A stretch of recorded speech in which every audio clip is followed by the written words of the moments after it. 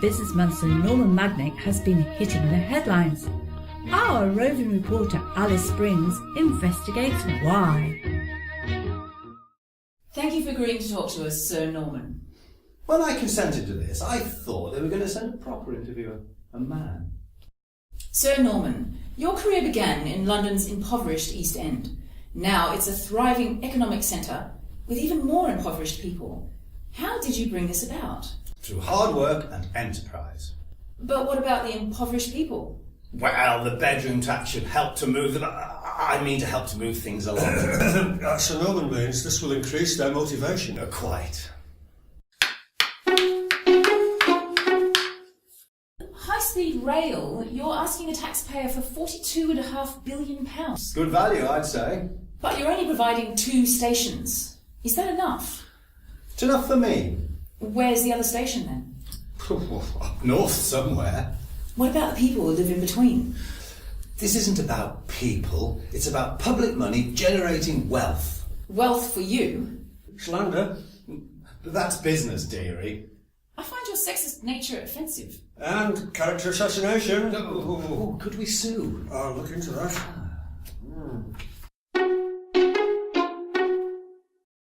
Sir Norman, how did you manage to rake in 20 million profit from selling gas? Clever business practice, my dear. Could you elaborate? Well, I overestimate the bills, bank the surplus and then claim the interest. Then I can offer a discount on more overestimated bills. Simple. It's all perfectly legal. But is it fair? It's business, sweetie. You wouldn't understand. But what happens when we run out of natural resources? Oh, frack the natural resources. It's a gas. But what effect will fracking have on the water supply? Oh, no worries. I control the water supply. But people face higher bills, shortages and hose pipe bans already. You'd need a reservoir the size of Wales. Wales? Can we look into that? We'll buy it. And electricity. How do you feel about the Chinese funding a French reactor over here? Well, you can't win them all. And anyway, they'll have to buy their uranium from somewhere. I hear you have a controlling interest in the Royal Mail, which you bought very cheaply. Well, it was going for a song. And now it's dancing to your tune. No, you can't say that. Why not?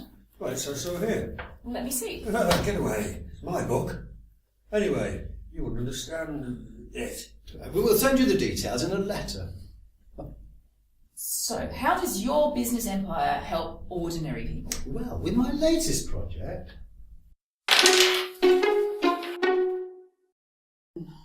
But they're all living in poverty. Well, they're used to it. They are plebs, after all. Did you say plebs? No, you misheard. I've got no record of that here at all. I distinctly If you heard... persist in these accusations, I'm going to have to take legal action. But...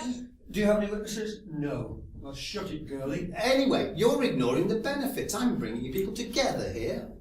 Is this where they all end up? Well, not all. That's one door I don't want to be near. You can't lock people up just for being poor. They're scroungers living on benefits and depriving the system of cash flow. They owe me rent, interest on loans, not to mention unpaid fuel bills. And library fines. But they're only poor because you've got all their money. My dear girl, a 250-foot yacht doesn't run on Monopoly money, you know.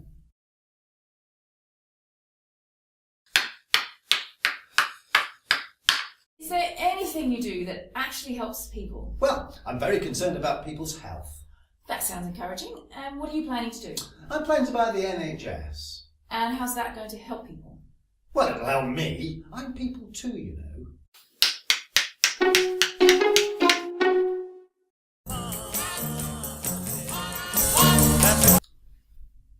Pay 50% tax on all my properties? Get the chancellor to sort this out for me, will you? Anyway, you must excuse me, I've got a yacht to catch. Oh, going offshore, are you? You can bank on it. I've had enough of this game. I'm not going to play it anymore. Anyone got any change for the meter?